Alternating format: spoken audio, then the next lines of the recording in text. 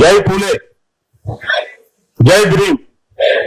ఒకసారి మీరు గట్టిగా అంటే నేను నా ఉపన్యాసంలోకి వచ్చేస్తాను.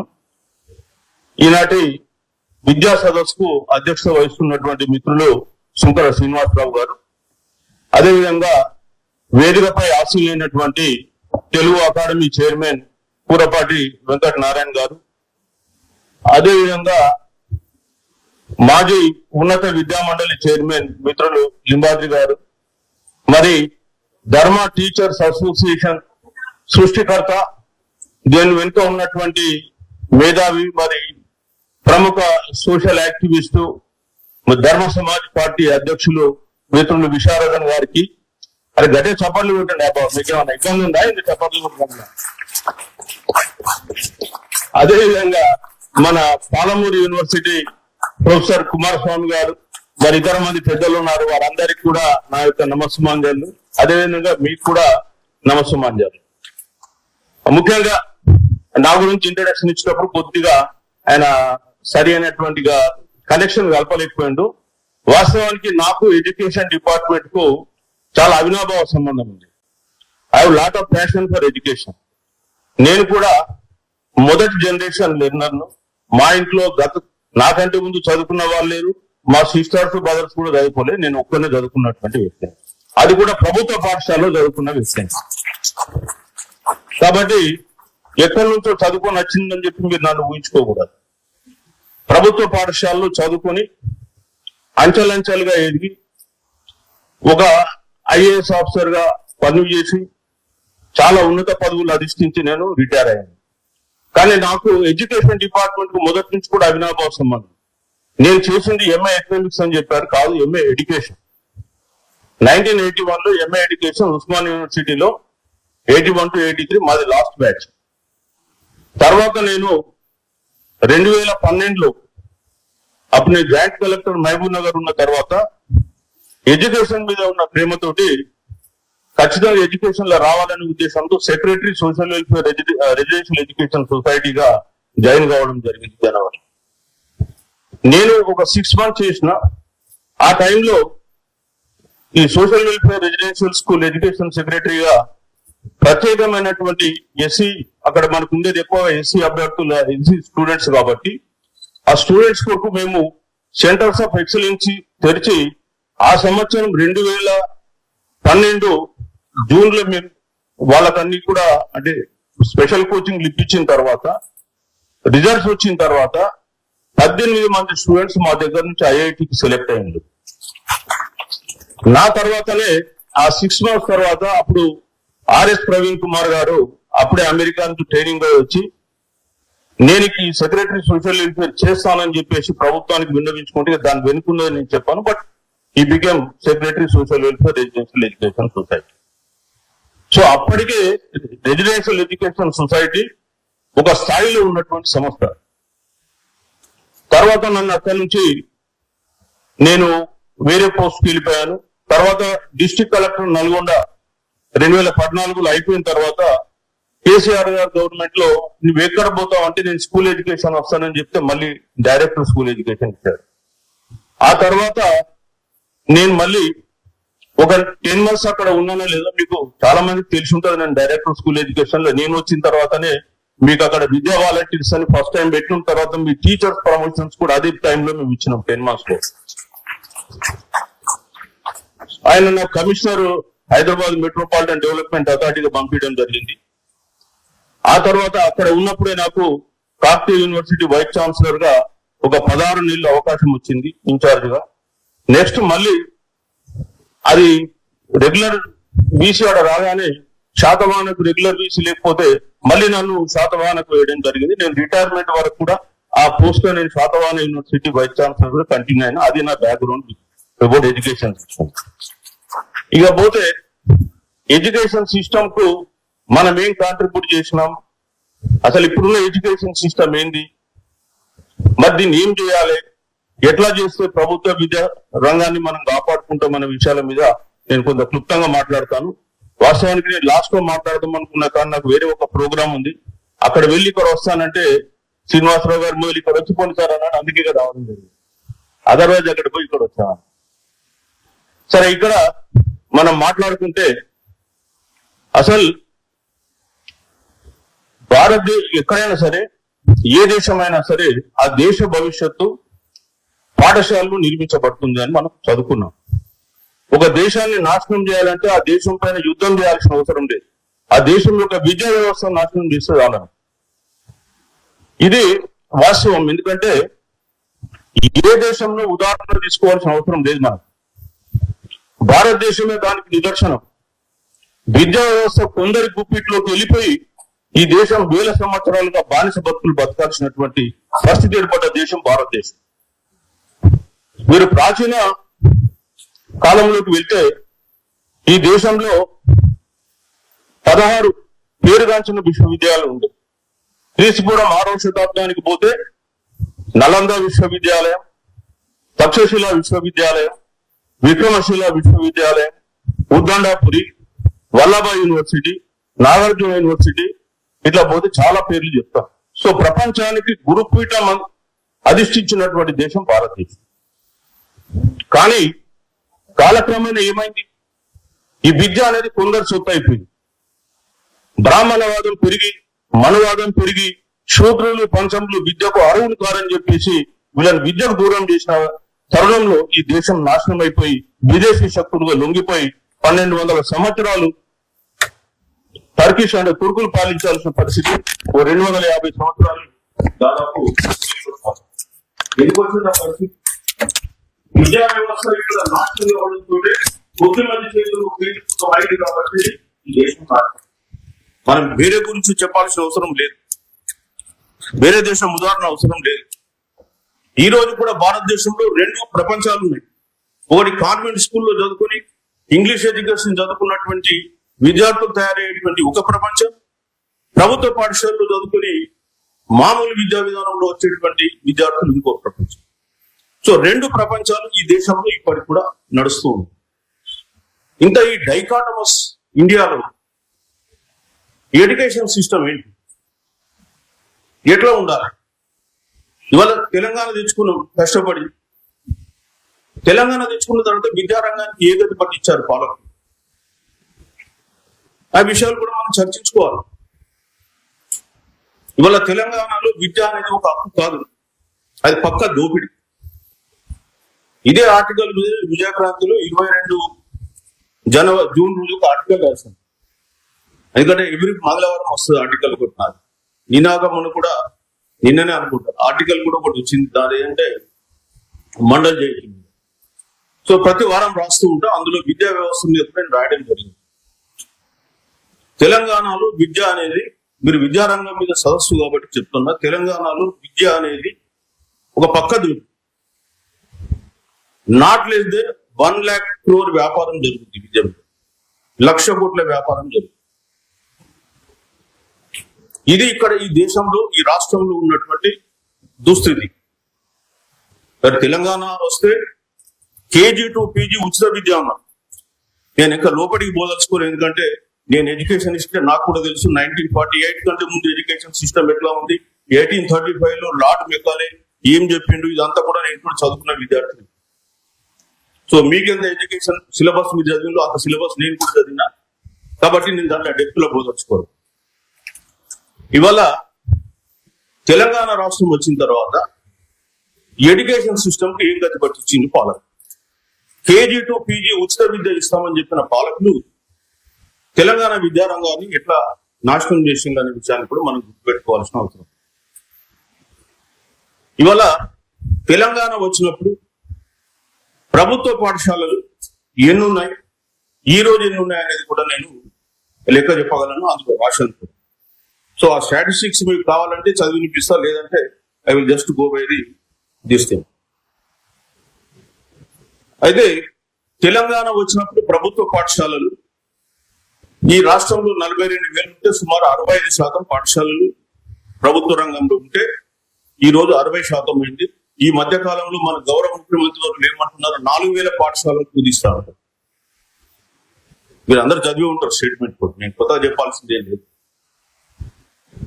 అట్లనే ప్రైవేట్ పాఠశాలలు తెలంగాణ వచ్చినప్పుడు సుమారు 1 to 8 వరకు, నేను చెప్పేది July 2014 data, and compare to 2026. మీకు తెలుసు యూడైస్ డాటా, నేను చెప్పాల్సిన అవసరం. యూడైస్ డాటా ప్రకారం తెలంగాణలో ఇప్పుడు ప్రభుత్వ పాఠశాలలో 28% మంది విద్యార్థులు మాత్రం చదువుతుంది, సుమారు 60 లక్షల విద్యార్థులు. మరి మిగతా వర్గం అంతా కూడా తెలంగాణ వచ్చినప్పుడు 42% ఉండే, ఇవాళ 28% వచ్చింది, 14% తగ్గిపోయింది తెలంగాణ వచ్చింది ప్రభుత్వ పాఠశాలలో, ఇంక్లూడింగ్ సోషల్ వెల్ఫేర్ రెసిడెన్షియల్ అంటే రెసిడెన్షియల్ స్కూల్స్ కలుపుకొని. ఆ రోజు 240 రెసిడెన్షియల్ స్కూల్స్ ఉంటే వాళ్ళ 1100 వరకు రెసిడెన్షియల్ స్కూల్స్ అయినాయి, పెరిగినాయి. అయినప్పటికీ కూడా 5 లక్షల మంది పిల్లలు రెసిడెన్షియల్ స్కూళ్ళలో ఉన్నారు. అయినప్పటికీ కూడా ప్రభుత్వ రంగం వాటా 14% పడిపోయింది గత 13 ఏళ్ళు తెలంగాణ వచ్చినట్టు. కారకులు ఎవరు? ఎందుకు విద్యా విధానం ప్రైవేట్ వైపు ఆకర్షితులేదు అంటే ఇవాళ లెర్నింగ్ అవుట్కమ్స్. ఇప్పుడు మనం గతంలో ఏమనుకున్నాం అంటే యాక్సెసిబిలిటీ ఎడ్యుకేషన్, ఎడ్యుకేషన్ కు అందరికీ అందుబాటులో ఉండాలి, రైట్ టు ఎడ్యుకేషన్ యాక్ట్ తీసుకొచ్చినాం. చైల్డ్ కు 1 కిలోమీటర్ లోపల స్కూల్ ఉండాలి, ఆయన ఏ స్కూల్లో ఆయన ఏజ్ ను బట్టి ఏ క్లాస్ లో జాయిన్ కావాలంటే ఆ క్లాస్ లో అడ్మిట్ చేయాలి ఏజ్ ఆధారంగా. No detention system. ఒకసారి ఫస్ట్ క్లాస్ లో జాయిన్ అయితే 10th క్లాస్ వరకు ఎక్కడ కూడా డిటెన్షన్ సిస్టమ్ లేదు. సో ఎడ్యుకేషన్ సిస్టమ్ లో టోటల్ రిలాక్సేషన్ వచ్చేసింది. అవుట్కమ్స్, లెర్నింగ్ అవుట్కమ్స్ మీద మనం ఎప్పుడు కూడా ఫోకస్ చేయలేదు. ఇవాళ మన తెలంగాణ రాష్ట్రంలో ఎడ్యుకేషన్ సిస్టమ్ లో యాక్సెసిబిలిటీ ఇష్యూ కాదు, ఎందుకంటే స్కూల్ దగ్గరలోనే ఉన్నాయి. ఆ స్కూళ్ళలో ఏం ఫెసిలిటీస్ ఉన్నాయనేది పక్కన పెడతాం. అంటే ఫెసిలిటీస్ మనం కోరుకునేది సౌకర్యాలు కాదు, సామాజిక న్యాయం కోరుకోవాలి. నేను ఎప్పుడు చెప్తాను, దేశ భవిష్యత్తు పార్లమెంట్లు నిర్మించబడదు, పాఠశాలలు నిర్మించబడుతుంది. అట్లనే సౌకర్యాలు కాదు, మాకు కావాల్సింది సామాజిక న్యాయం. సో ఇవాళ ఐఎస్ఆర్ రిపోర్ట్ వచ్చింది, annual statistics on education status, మీకు తెలుసు అనుకుంటా రిపోర్ట్. అది ఐఎస్ఆర్ ఏముందంటే 5వ తరగతి విద్యార్థులలో దాదాపు 30% మందికి 2వ తరగతి కూడా లెర్నింగ్ అవుట్కమ్స్ లేదు. మరి ఏం ఎడ్యుకేషన్ ఇస్తున్నా? ఒకవైపు ఏమో హైలీ క్వాలిఫైడ్ పీపుల్, పిహెచ్డీలు చేసినటువంటి టీచర్లు మనకుంటే, కేవలం సౌకర్యాలు లేవనేటువంటి కారణంతో మనం ఎడ్యుకేషన్ ఇస్తలేమా? ఇవాళ ఎడ్యుకేషన్ సిస్టమ్ మీద తెలంగాణ రాష్ట్రం కూడా 26,000 కోట్ల బడ్జెట్ పెట్టారు ఈ సంవత్సరం, అంటే 8.2% ఉంది. దేశంలో మనకంటే చాలా పెద్ద రాష్ట్రాలు ఉన్నాయి, చాలా బడ్జెట్ ఎక్కువ పెట్టారు. ఈవెన్ బీహార్ రాష్ట్రం లాంటిది చాలా పేద రాష్ట్రం 19% బడ్జెట్ 62,000 కోట్లు పెట్టింది ఈ సంవత్సరం. అట్లనే ఢిల్లీ కూడా నేషనల్ యావరేజ్ తీసుకుంటే 14% ఉంది ఇన్వెస్ట్మెంట్ ఎడ్యుకేషన్, తెలంగాణ 8.2. మనకంటే పక్క ఆంధ్రప్రదేశ్ కూడా 11.25 అట్లా వస్తుంది. సో అయితే ఎడ్యుకేటర్ గా అంటే అడ్మినిస్ట్రేటర్ గా, ఎడ్యుకేషనిస్ట్ గా నాకు ఈ సెక్టర్ మీద కొంత అవగాహన ఉంది కాబట్టి చెప్తాను. అంటే మనం బడ్జెట్ పెంచినంత మాత్రాన క్వాలిటీ ఎడ్యుకేషన్ వస్తుంది. బడ్జెట్ అవసరమే కాదన్నా, కానీ క్వాలిటీ ఎడ్యుకేషన్ ఎట్లా కాదు. ఇవాళ నేను చెప్పాను ఐఎస్ఆర్ 2024 ప్రకారం మన దగ్గర గ్రేడ్ 5 లో ఉన్న దాంట్లో 0.5% పీపుల్ కు వాళ్ళకు minimum 2 standard level reading, writing arithmetic కూడా వస్తుంది. అట్లానే మన నేషనల్ అచీవ్మెంట్ సర్వే ఉంది, ఆ ఎన్ఏ సర్వే కూడా అదే దాన్ని కన్ఫర్మ్ చేసింది. ఇవాళ తెలంగాణ రాష్ట్రం వచ్చిన తర్వాత వాళ్ళు చేసిన ఎక్స్పెరిమెంట్ ఏంటి, కొన్ని రెసిడెన్షియల్ స్కూల్స్ మాత్రం ఓపెన్ చేశారు. తర్వాత ప్రభుత్వ పాఠశాలను గాలిలో చేశారు. అక్కడ టీచర్స్ రిక్రూట్మెంట్ లేదు, అదేవిధంగా ఫెసిలిటీస్ పైన ఫోకస్ చేయలేదు. ఒక మిడ్ డే మీల్స్, రాజకీయం కొరకు మిడ్ డే మీల్ చేసి మేము సన్న బియ్యం ఇస్తున్నాం, దొడ్డు బియ్యం ఇస్తున్నాం, వీటి కొరకు బాకులాటలు తప్ప ఇంకోటి కాదు. ఇవాళ అల్టిమేట్ గా ఏమైంది, తెలంగాణ రాష్ట్రంలో విద్యారంగం అనేది ఒక పెద్ద సంక్షోభంలోకి నెట్టిపెట్టబడ్డది, particularly government sector. Private sector కు పోతే ప్రైవేట్ సెక్టర్ లో కూడా విద్య అనేది పక్క దూపిడి. తెలంగాణలో ఫీ రెగ్యులేషన్ యాక్ట్ లేదు. మనకు 1982లోనే మొట్టమొదటి ఫీ రెగ్యులేషన్ యాక్ట్, అంటే ఈ స్కూల్స్ ను రెగ్యులేట్ చేయడానికి చట్టం వచ్చింది 1982 కంబైన్ స్టేట్. తర్వాత 83లో ఈ ఫీ రెగ్యులేషన్ మీద ఎంత ఛార్జ్ చేయాలనే దానికి ఇంకో చట్టం వచ్చింది. ఆ తర్వాత 91 జీవో అని వచ్చింది ఒకటి. దాని ప్రకారం school admission fee regulation committees రావాలని. ఎన్ని వచ్చినా తెలంగాణ వచ్చిన తర్వాత ఈ ఫీ రెగ్యులేషన్ చేద్దామని ఒక కమిటీ వేశారు, తిరుపతిరావు కమిటీ అని. ఆ తిరుపతిరావు కమిటీ ఇచ్చిన రిపోర్ట్లు తీసుకెళ్లేసి ఇప్పటి వరకు దాన్ని పెంటకుప్పలో పాడేశారు. ఆ తర్వాత మొన్న ఈ కాంగ్రెస్ గవర్నమెంట్ వచ్చినాక ఎడ్యుకేషన్ కమిషన్ అని కమిషన్ వేసింది. ఆ కమిషన్ కూడా 9 రిపోర్ట్లు ఇచ్చింది. ఆ ఫీ రెగ్యులేషన్ కూడా ఒక రిపోర్ట్ దాంట్లో మురళీ ఆధ్వర్యంలో. ఆ కమిటీ రిపోర్ట్ ను ఈయన ఇచ్చిన మిగతా 8 అన్నింటిని స్టడీ చేసి మళ్ళా రికమెండేషన్ ఇవ్వాలని చెప్పి మళ్ళీ ఒక కేశవరావు ఆధ్వర్యంలో ఒక కమిటీ ఇచ్చింది. ఎందుకైనా ఎట్లయితే ఎడ్యుకేషన్ సిస్టమ్ ను నాశనం చేసి ప్రభుత్వ రంగంలో ప్రైవేట్ ఎడ్యుకేషన్ సిస్టమ్ ను పెంచాలనేది పాలకుల యొక్క ఆలోచన, వాళ్ళ యొక్క పనితనం. పాలకులకు ప్రభుత్వ రంగం ఎడ్యుకేషన్ సిస్టమ్ మంచిగా కావాలని ఎవరికి లేదు. కేవలం ప్రైవేట్ రంగాన్ని ఎట్లా పెంచి పోషించాలనేటువంటి దానికి ఉన్నారు. ఎందుకంటే మెజారిటీ స్కూల్స్ అన్ని కూడా వాళ్ళ ఆధ్వర్యంలో నడుస్తున్నాయి, ఆ కమ్యూనిటీకి చెందిన వాళ్ళు. ఇవాళ మనం చూస్తే తెలంగాణలో ఎడ్యుకేషన్ కంప్లీట్ కమర్షియల్ అయిపోయింది. నేను చెప్తున్న మెడికల్ కాలేజెస్ ఉంది. మెడికల్ కాలేజెస్ 35 కాలేజెస్ ఉంటే అందులో 18 కాలేజెస్ ప్రైవేట్ రంగంలో ఉంటే 18 కూడా ఒకటి బీసీల నుంచి 17 కూడా అగ్రవర్ణాలు. సో దాంట్లో లక్షల రూపాయలు, కోట్ల రూపాయలు మెడికల్ అడ్మిషన్ ఛార్జ్ చేసి ఎన్ని లక్షల కోట్లు దోస్తుందో మనకు చెప్పలేదు.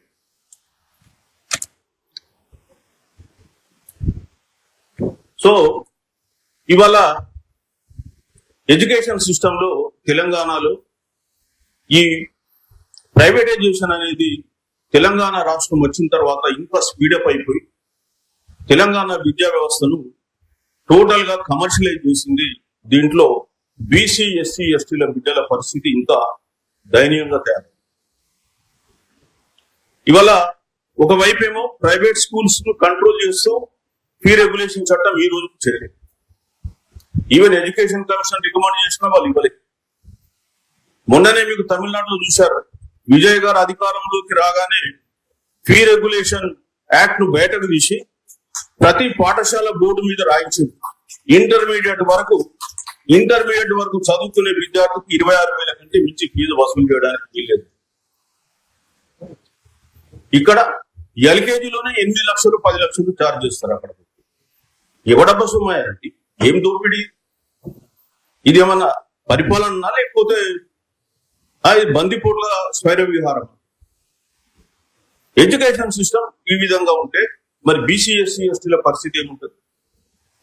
100% ఇవాళ ప్రభుత్వ పాఠశాలలో చదువుకున్నటువంటి విద్యార్థులు బీసీ, ఎస్సీ, ఎస్టీ పిల్లలే. 99% వీళ్ళే. డబ్బులున్న మహానుభావులు వాళ్ళు ఇంగ్లీష్ మీడియం స్కూల్కి వెళ్తున్నారు, ప్రైవేట్ స్కూల్కి వెళ్తున్నారు. వాళ్ళు మనం స్టేట్ సిలబస్ చదివితే వాళ్ళు సిబిఎస్ఈ చదవచ్చు, లేదా వాళ్ళు ఇంటర్నేషనల్ సిలబస్ చదవచ్చు. అందుకనే 2 ప్రపంచాలు ఏర్పడ్డాయి దేశంలో. ఒకవైపు ప్రభుత్వ పాఠశాలను చదువుకుని వచ్చేవాళ్ళు, ఇంకోవైపు ప్రైవేట్ల నుంచి వచ్చేవాళ్ళు. మీరిద్దరు పోటీ పడి ఉద్యోగాలలో విద్యలో మీరు రిజర్వేషన్లు లేకుండా మీరు ఉద్యోగాలు సంపాదించడానికి ఇంకో వర్గం మాట్లాడుతున్నారు. సో మనం ఇక్కడ చెప్పదలుచుకున్న అంశం ఏంటంటే పాలకులకు ఎవరికి కూడా ప్రభుత్వ విద్యా రంగాన్ని పటిష్టపరచాలనేటువంటి ఉద్దేశం లేదు. రెండో అంశం కూడా చెప్తాను. ఇవాళ విద్యా హక్కు చట్టం ఉంది. విద్యా హక్కు చట్టంలో సెక్షన్ 12C ఉంది, మీకు తెలుసు.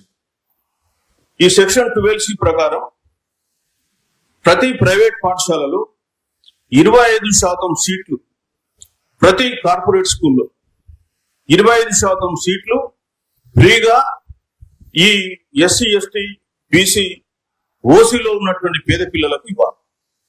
ఇవాళ భారతదేశంలో 16 రాష్ట్రాలలో అమలైంది. అమలు కాని రాష్ట్రంలో తెలంగాణ. ఎందుకు అమలు చేస్తలేదు తెలంగాణలో? 2009లో విద్యా హక్కు చట్టం చేసింది కాంగ్రెస్ ప్రభుత్వం. 2009 నుంచి 14 వరకు అధికారంలో ఉంది కాంగ్రెస్. అప్పుడు వాళ్ళు అమలు చేయలేదు. ఇవాళ మళ్ళీ 24 నుంచి వాళ్ళే ఉన్నారు, 23 డిసెంబర్ నుంచి. ఎందుకు అమలు చేస్తారు 2.5 సంవత్సరాలు? ఎందుకు చేయరు అంటే వాళ్ళ స్కూళ్ళల్లో పేదవాళ్లకు బిడ్డలు వాళ్ళు చదువుకోవడానికి వాళ్ళకి ఇష్టం లేదు.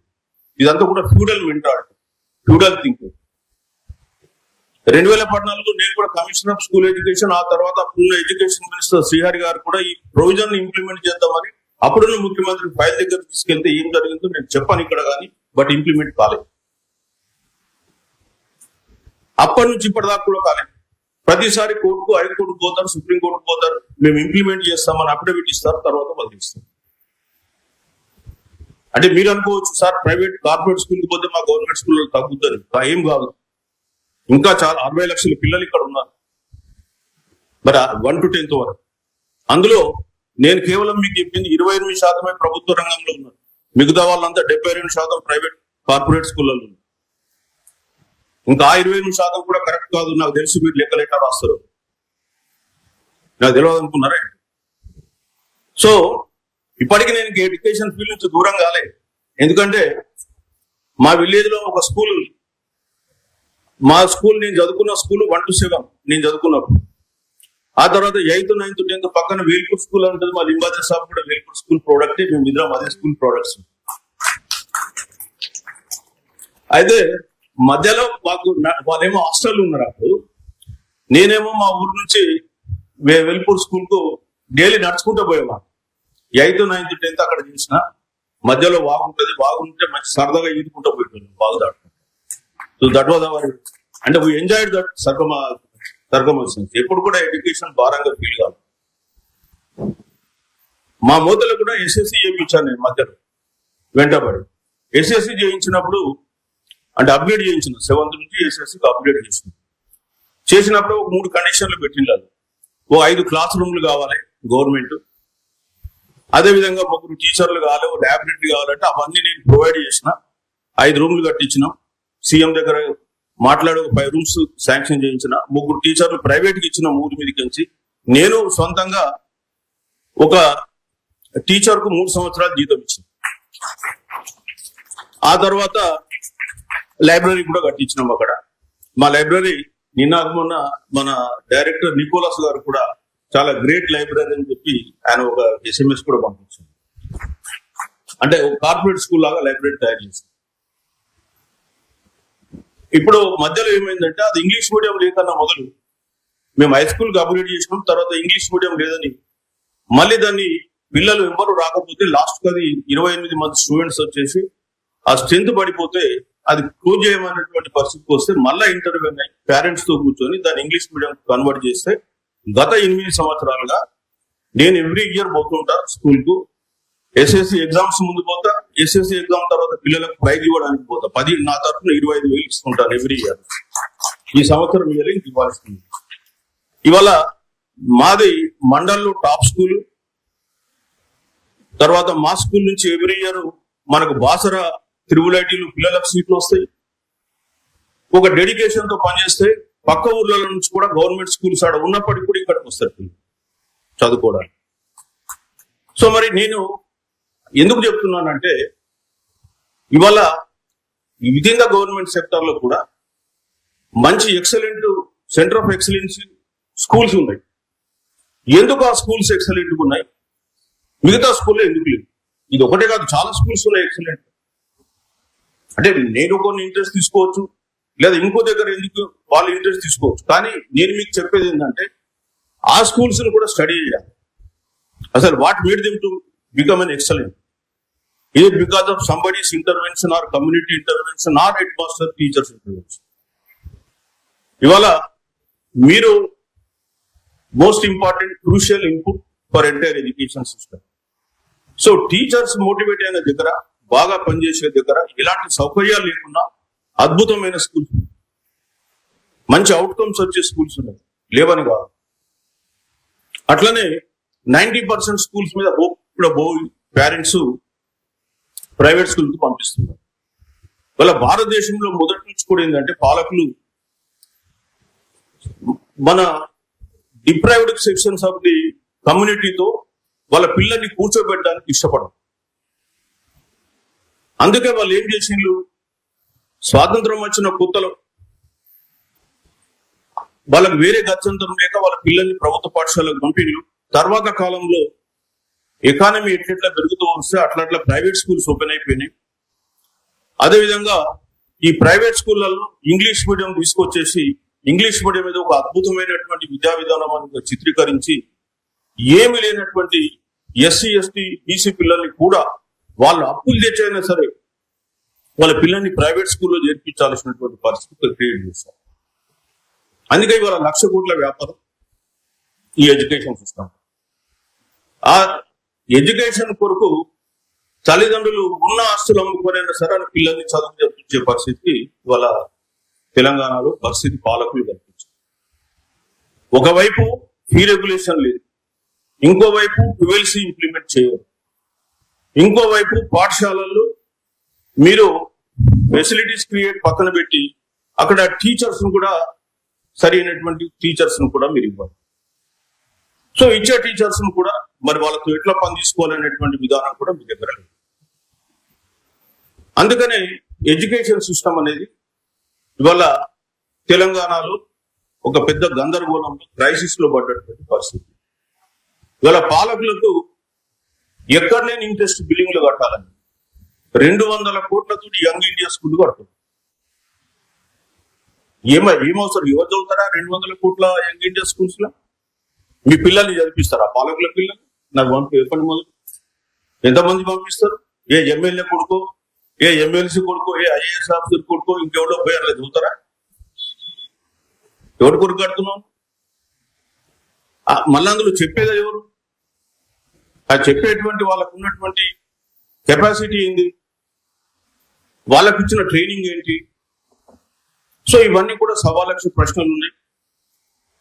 మరి తెలంగాణ రాష్ట్రంలో ఇప్పుడున్నటువంటి విద్యా వ్యవస్థను సమూలంగా ప్రక్షాళన చేయాల్సినటువంటి అవసరం. మేజర్గా ఇవాళ ఎడ్యుకేషన్ కమిషన్ 9 సెక్టార్స్ మీద వాళ్ళు ఒక రిపోర్ట్ ఇచ్చారు. మీకు నిజంగా చిత్తశుద్ధి ఉంటే మొట్టమొదట ఈ తెలంగాణలో ఆ ఎడ్యుకేషన్ కమిషన్ ఇచ్చినటువంటి రిపోర్ట్స్ ను ఒక్కొక్కటి ఇంప్లిమెంట్ చేస్తూ పోండి. మొదలు సెక్షన్ 12C ఇంప్లిమెంట్ చేయండి. మీరు అనేక సార్లు కోర్టులలో అఫిడవిట్ ఇచ్చారు 12C ఇంప్లిమెంట్ చేస్తామని. 12C ఇంప్లిమెంట్ చేస్తే రాష్ట్ర ప్రభుత్వం ఇదేం పెద్ద భారం పడదు. యాక్చువల్ గా అందులో ఎంతైతే ప్రైవేట్ పాఠశాలలకు ప్రభుత్వం నిర్ధారించినటువంటి ఫీజు ఇవ్వాల్సి ఉంటది, అందులో 60% కేంద్రం రియంబర్స్ చేస్తుంది, 40% రాష్ట్ర ప్రభుత్వం మీద. కాబట్టి రాష్ట్ర ప్రభుత్వం మీద పెద్ద భారం ఉంది. అప్పుడున్న పాలకులకు నాకు అదే ప్రశ్నిస్తుంది, ఎవడు కట్టాలన్నా డబ్బులు? ఎవడు కడతాడు సార్? 60% కేంద్రం ఇస్తుంది, మనం ఎందుకు కట్టకూడదు 40%? ఎందుకంటే వాళ్ళకు ఇక్కడ ఉన్నటువంటి పేద పిల్లలు వచ్చి అక్కడ కూర్చోకూడదు. అప్పుడు ప్రైమ్ మినిస్టర్ మన్మోహన్ సింగ్ ఒకటే చెప్పినారు 2009లో విద్యా హక్కు చట్టం చేసినప్పుడు, ప్రధానమంత్రి కొడుకైనా ప్రైమ్ మినిస్టర్ కొడుకైనా ప్యూన్ కొడుకైనా పక్కన కూర్చొని ఒకటే క్లాస్ రూమ్ లో చదువుకోవాలి, అందుకే నేను చట్టం చేస్తున్నాను. కానీ ఏం చేశారు తెలంగాణ రాష్ట్రంలో? 16 రాష్ట్రాల్లో ఇంప్లిమెంట్ అయ్యే చట్టం ఇక్కడ లేదు. అందుకే పోరాటం చేయాల్సింది ఇప్పుడు ఆ సెక్షన్ 12C ఇంప్లిమెంట్ చేయమని చెప్పాలి. ప్రైవేట్ పాఠశాల పైన ఫీ రెగ్యులేషన్ పెట్టాలి. మూడోది మీరు ఇవాళ విద్యా సదస్సులో కొన్ని తీర్మానాలు పాస్ చేయాలని చెప్పి చెప్తున్నాను. మూడో అంశం ఏంటంటే ఈ లెర్నింగ్ అవుట్కమ్స్ కు సంబంధించి ప్రతి పాఠశాలలో ఒక డాష్ బోర్డు పెట్టాలి. డాష్ బోర్డు పెట్టి ఈచ్ స్టూడెంట్ అతను ఏం నేర్చుకున్నాడు అనే దానిపైన యాన్యువల్ గా, అంటే ఎక్స్టర్నల్ ఏజెన్సీ వచ్చి ఇవాళ మనకి ఎట్లా డిటెన్షన్ సిస్టమ్ పెట్టమని నేను చెప్పాను, దాంతో అనేకమైన మళ్ళీ ఇంకా చైల్డ్ లేబర్ కి పోతారు వాళ్ళు. కాబట్టి ఆ సిస్టమ్ కాకుండా ఆ స్కూల్లో ఆ పిల్లలు ఎవరైతే నేర్చుకుంటున్నారో ఆ నేర్చుకున్న పిల్లల లెర్నింగ్ అవుట్కమ్స్ పైన వాళ్ళు ఏం నేర్చుకున్నారు, వాళ్ళ స్టాండర్డ్స్ ఏంటంటే ఎక్స్టర్నల్ ఏజెన్సీ వచ్చి చెక్ చేసి మరి వాళ్ళ డాష్ బోర్డ్ ను నింపి అందులో మంచి ఎక్స్ట్రాడినరీ పని చేసినటువంటి టీచర్స్ ఎవరైతే ఉంటారో ఆ టీచర్స్ కి మీరు ఇన్సెంటివ్స్ ఇచ్చి వాళ్ళ ట్రాన్స్ఫర్స్ కానీ, పోస్టింగ్స్ కానీ, ప్రమోషన్స్ ఇతరత్ర అందులో వాళ్ళకు వెయిటేజ్ ఇవ్వాలని చెప్పి నేను కోరుతాను. సో దట్ మంచిగా పనిచేసే టీచర్లకు కూడా గుర్తింపు వస్తుంది. ఇప్పుడు మా ఊర్లో మేము టీచర్స్ బాగా పనిచేస్తుంది, మరి వాళ్ళకి ఏం వెయిటేజ్ ఉంటుంది? మంచి పని చేసినోడు అక్కడే ఉంటాడు, మంచిగా పని చేయనోడు కూడా అక్కడే ఉంటాడు. కాబట్టి ఆ వెయిటేజ్ సిస్టమ్ కొంత కావాల్సిన అవసరం ఉంది. అదేవిధంగా టీచర్స్ రెగ్యులర్ వాళ్ళకు ట్రైనింగ్స్, అదేవిధంగా వాళ్ళ స్కిల్ డెవలప్మెంట్ సంబంధించినటువంటి వర్క్ షాప్స్ కూడా నిర్వహించాల్సిన అవసరం. వాళ్ళ ఎడ్యుకేషన్ సిస్టమ్ లో టీచర్ ఒక ఇంపార్టెంట్ స్టేక్ హోల్డర్, కానీ ఈ సిలబస్ అంటే మనం ఏదైతే కరికులం తయారు చేస్తున్నామో ఈ కరికులం ప్రిపరేషన్ లో కావచ్చు, లేదా దాని ఎగ్జిక్యూషన్ లో టీచర్ల పాత్ర చాలా తక్కువ. ఎందుకంటే స్టేట్ లెవెల్ రిసోర్స్ గ్రూప్స్ అని ఒక 40-50 మంది ట్రైనింగ్ పెట్టుకుని దేనికైనా వాళ్ళే వాడుతున్నారు. నాకు తెలుసు మనం ఎస్సీఆర్టీని అడుగుతాం, ఎవరైనా దీనికి మనం ఇప్పుడు నేనున్నప్పుడు కూడా ఒక ఈ లెర్నింగ్ అవుట్కమ్స్ గురించి ఒక ప్రోగ్రామ్ ప్రేరణ తీసుకున్నాం. సో దానికి ఎవరు ట్రైనర్ అంటే ఒక 50-60 మందిని తీసుకురండి, వాళ్ళే ఆస్థాన విద్వాంసులు ఉంటారు. ఆస్థాన విద్వాంసులే, వాళ్ళే ట్రైనింగ్, వాళ్ళే ఇది. మిగతా వాళ్ళకి ఎవరికి కొత్త వాళ్ళకి అవకాశం రాదు ఎంట్రీకి. మిగతా వాళ్ళు నేర్చుకుంటానికి మరి ఉత్సాహంగా ఉన్నారా లేదా అని కూడా తెలియదు. ఎందుకంటే I was only for short period in that department కాబట్టి నేను ఎక్కువ దాని మీద స్ట్రెస్ పెట్టలే. నేనున్న పీరియడ్ అంతా కూడా 9 months లో ఐ వాజ్ ఫోకసింగ్ ఆన్, అంటే గ్యాప్ ఉంది. ఆ విద్యా వాలంటీర్ సిస్టమ్ అనేది తెచ్చింది నేనే. అప్పుడు 10,000-11,000 టీచర్స్ విద్యా వాలంటీర్స్ రిక్రూట్ చేశాం, టీచర్ ట్రాన్స్ఫర్ చేశాం, అదేవిధంగా మీ ప్రమోషన్స్ కూడా ఇచ్చాం. సో ఆ 3 కూడా నేను ఆ 9 months లో కంప్లీట్ చేసి ఎడ్యుకేషన్ డిపార్ట్మెంట్ లో కొన్ని వేల ఫైల్స్ పెండింగ్ ఉండే. నేను వేల వరకు ఒక రూమ్ అంతా నేను పెండింగ్ ఉండే. ఆ ఫైల్స్ అన్ని కూడా ఒక 1 month లో క్లియర్ చేశాను, ఎవరిది కూడా ఆగకూడదు చేశాను.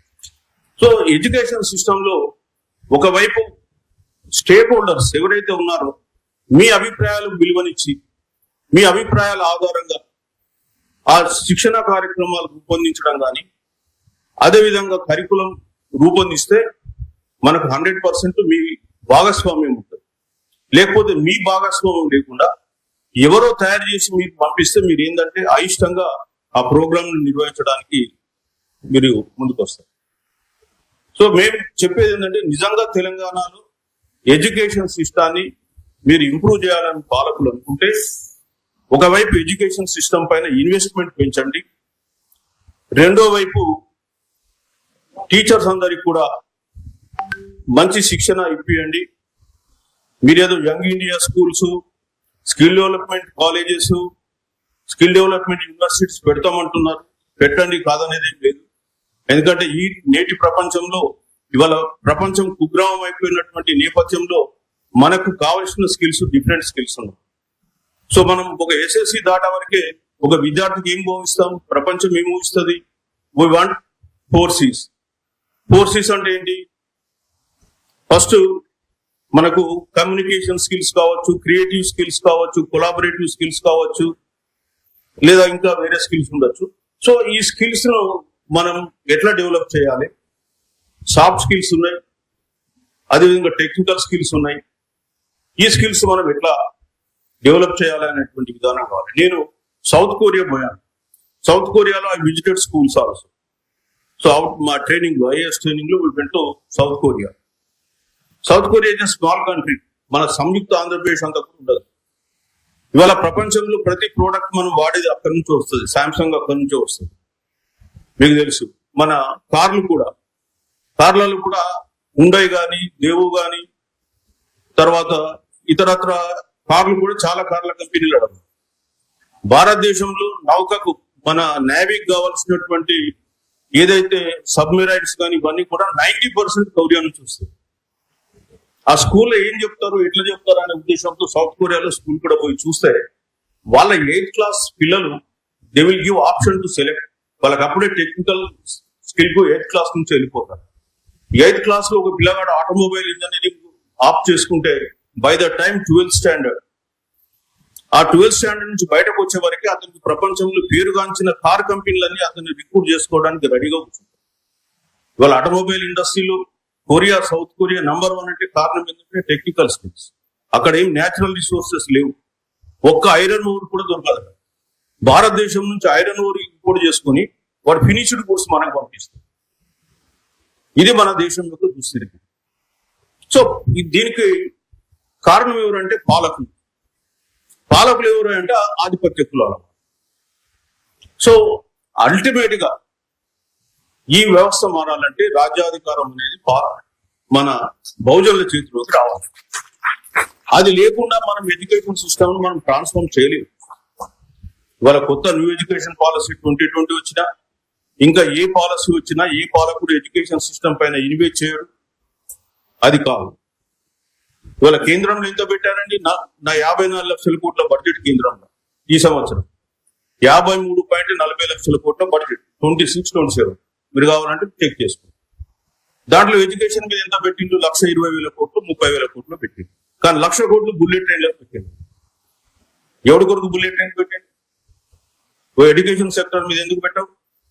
ఒక బీసీఎస్సీ పిల్లలు ఉన్నారు, పిహెచ్డి స్కాలర్షిప్స్ 8,000 మందికి ఇస్తున్నారు. మీరు లక్షల మంది పిల్లలు ఉంటే వాళ్ళ స్కాలర్షిప్ ఇవ్వడానికి మనసు ఒప్పదు, కానీ నువ్వు బుల్లెట్ ట్రైన్ కొరకు 1,00,000 కోట్లు ఎర్మార్క్ చేస్తావు. సో ఇదంతా కూడా మైండ్ సెట్ మారాలంటే ఈ అగ్రపులాల చేతిలో నుంచి రాజ్యాధికారం బహుజనుల చేతిలోకి మారాలి. అప్పుడే మనం మార్చగలుగుతాం. అప్పుడే ఎడ్యుకేషన్ అనేది డెమోక్రటైజ్ అయింది. అప్పుడే సోషల్ జస్టిస్ అనేది కింది వర్గాల వాళ్ళకు వస్తుంది. మరి ఇవాళ ఈ ఎడ్యుకేషన్ సదస్సు ద్వారా ప్రభుత్వానికి కొన్ని సిఫారసులు చేయండి, దాన్ని అమలు పరిచేటట్టు చూడండి. విద్య అనేది ఎవరిదో కొద్ది మంది వర్గాలకు సొంతం కాదు. గతంలో ఎట్లయితే విద్యను క్యాప్చర్ చేసుకొని కొన్ని వర్గాలు మిగతా వర్గాలను వేల సంవత్సరాలుగా అణచివేసినాయో ఆ కాలం ఇప్పుడు కాదు. మనకు కూడా కాస్త కూస్త విద్యాజ్ఞానం అబ్బింది. మన పెద్దలు ఇప్పుడే చూసినాం, పూలే గాని, సాహు మహారాజు గాని, అంబేద్కర్ గాని, పెరియార్ గాని, ఇట్లాంటి మహానుభావులు అందరూ కూడా విద్య కొరకు ఎంతగానో కృషి చేసింది. ఇవాళ మన ఈ దేశంలో ఉన్న విద్యా వ్యవస్థ, గురుకుల విద్యా వ్యవస్థ కొందరికి పరిమితమైన రోజుల్లో మరి ఇంగ్లీష్ ఎడ్యుకేషన్ సిస్టమ్ వచ్చి మనందరినీ కూడా ఒక సమానత్వాన్ని, women education, women empowerment, equality, humanitarian values పైన అవగాహన కల్పించి మరి మనకు ఒక మనిషిలాగా తయారు చేసింది. కాబట్టి మనం ఈ రోజు మీరు చేయాల్సిన అంశం ఏంటంటే, most of you people have also come from backward class. అంటే మీరు కూడా డిప్రైవ్డ్ క్లాస్ నుంచి వచ్చిన వాళ్ళే ఉంటారు. అంటే మన బహుజన వర్గాల నుంచి వచ్చిన వాళ్ళు ఉంటారు. కాబట్టి మీరు కొంత శ్రద్ధ పెట్టి, మనసు పెట్టి ఎడ్యుకేషన్ సిస్టమ్ లో మన పిల్లల్ని ఇంప్రూవ్ చేయాలి. ఇవాళ ఎవరో మనకు వచ్చి చెప్పాల్సిన అవసరం లేదు. మనం ఎక్కడి నుంచి వచ్చినామో మన రూట్స్ ను మనం అర్థం చేసుకుని ఆ రూట్స్ మనం ఎంత న్యాయం చేస్తున్నామో తెలుసుకుంటే మీ వల్ల కూడా ఎడ్యుకేషన్ సిస్టమ్ కొంత మారుతుంది. ఎవరినో తిడుతూ కూర్చుంటే లాభం లేదు. నా సిద్ధాంతం కూడా ఒకటే, నువ్వు తిడుతూ కూర్చోకు, ప్రయత్నించి ఒక చిరుదీపమైన వెలిగించు. This Mao statement. సో మనం బ్యాక్వర్డ్ క్లాస్ నుంచి వచ్చినాం కాబట్టి మనం వాళ్ళకి ఏం తిరిగి చెల్లిస్తున్నాం, ఆ ఫిలాసఫీ మనం పెట్టుకుంటే మనం పిల్లలకు న్యాయం చేసుకుంటాం. ఇవాళ మేము కూడా ప్రభుత్వ పాఠశాలలో చదువుకున్నాం. ఆ కాలంలో కొంత కమిట్మెంట్ టీచర్స్ ఉన్నారు, బట్ మా స్కూల్ ఇదే డిఫరెంట్ స్కూల్. అప్పుడు మా ఊరికి 2 వాగులు ఉంటుండే, టీచర్లే రాకపోయేటోళ్ళు. ఆ దానికి మేము పోయి పక్కన మాకు చెరువు ఉండే, చెరువులో పడి ఈదుకునేవాళ్ళం. అట్లా ఈత నేర్చుకున్నాం కాబట్టి వాగు దాటడం నాకు ఈజీ అయింది. That way then I utilised that opportunity. So మనం ఇక్కడ ఉద్యోగంలో ఉన్నప్పుడు ఎంతో కొంత మన వర్గాలకు మనం సేవ చేయాలి. నేను నల్గొండ కలెక్టర్ ఉన్నప్పుడు కూడా కొంతమంది నల్గొండ కలెక్టర్ టీచర్స్ కూడా ఉండొచ్చు. అక్కడ అడల్ట్ ఎడ్యుకేషన్ మీద ఒక స్పెషల్ ప్రోగ్రామ్ తీసుకొని అక్కడ మన కోసం మనం ఒక ప్రోగ్రామ్ డిజైన్ చేసి అందులో లిటరసీకి ఫస్ట్ ఇంపార్టెన్స్ ఇచ్చి 1,72,000 మంది నిరక్షరాస్యుల్ని మన అడల్ట్ ఎడ్యుకేషన్ సెంటర్ లో జాయిన్ చేసి సుమారు 1,00,000 మందికి 3 hours వచ్చేలాగా ప్రయత్నం చేస్తాం. అట్లనే బాల కార్మికులు కూడా 1,700 మంది బాల కార్మికులను గుర్తించి మేము స్కూళ్ళలో జరిపించడం జరిగింది. సుమారు 1,450 మంది జాయిన్ అయింది. సో నేను మీకు చెప్పేది ఏంటంటే, ఇది మనం విడిపోవడం కాకుండా ఒక సోషల్ రెస్పాన్సిబిలిటీగా, తన మోరల్ రెస్పాన్సిబిలిటీగా తీసుకొని మనం సమాజానికి కమిటెడ్ గా పనిచేస్తే సమాజంలో ఎంతలా చేంజ్ అవుతుంది. సరే, మంచి చేసే వాళ్ళకి అందరూ హర్షిస్తారా లేదా అనేది పక్కన పెట్టేద్దాం. అట్లీస్ట్ మన ఆత్మసంతృప్తులకు పని చేసుకుందాం. ఇప్పుడు నేను అందుకని ఈ బీసీ ఇంటలెక్చువల్ ఫోరం అని పెట్టి ఇందులో వచ్చి పనిచేస్తూ ఉన్నాను. లేకపోతే రిటైర్మెంట్ తర్వాత నేను కూడా అందరిలాగా హ్యాపీగా ఉండొచ్చు. కానీ ఏ సమాజం నుంచి మనం వచ్చినామో సమాజానికి ఎంతో కొంత పే బ్యాక్. తిరిగి చెల్లించాలి. ఆ సిద్ధాంతం మీద ఇక్కడ వచ్చి పనిచేస్తూ ఉన్నా. సో మధ్యలో నేను విశారదన్ గారితో కూడా ఇంకా రకరకాల పెద్దలతో కూడా కలిసి పనిచేయడం జరిగింది. సెక్టర్ లో పనిచేస్తూనే ఉన్నా. సో మిమ్మల్ని కోరేది ఏంటంటే విద్యా వ్యవస్థలో 1,00,000 లోపాలు ఉంటే ఉండవచ్చు కాక, కానీ మీ డ్యూటీని మీరు చిత్తశుద్ధితో నిర్వర్తించండి. మీరు సోషల్ రెస్పాన్సిబిలిటీతో కమిట్మెంట్ తో చేయండి. ఇదేదో జీతం కొరకు చేస్తున్నామని కాదు, ఇది మన ఆత్మసంతృప్తి కొరకు చేస్తున్న ఉద్యోగం. మీరు చేసేటువంటి పని వల్ల కొన్ని వేల మంది, లక్షల మంది విద్యార్థుల భవిష్యత్తు మార్చే అవకాశం భగవంతుడు మీకు ఇచ్చిండు. ఆ అవకాశాన్ని సద్వినియోగం చేసుకొని విద్యా వ్యవస్థకు మంచి పేరు తేవాలని చెప్పి కోరుకుంటూ నాకు ఈ అవకాశం ఇచ్చినందుకు ధన్యవాదాలు.